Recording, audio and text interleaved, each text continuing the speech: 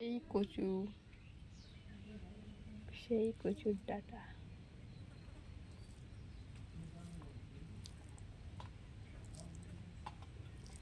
খুব টেস্ট,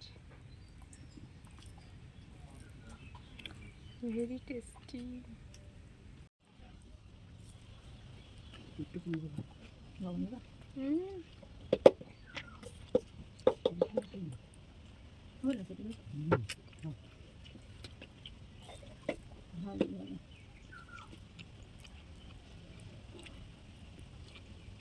আচ্ছা বলো তো, মায়ের হাতের ডিমের ঝোল খেতে কে কে ভালোবাসো? শুধু আমার মা না, আমার মনে হয় মায়ের হাতের রান্না মানেই সুন্দর।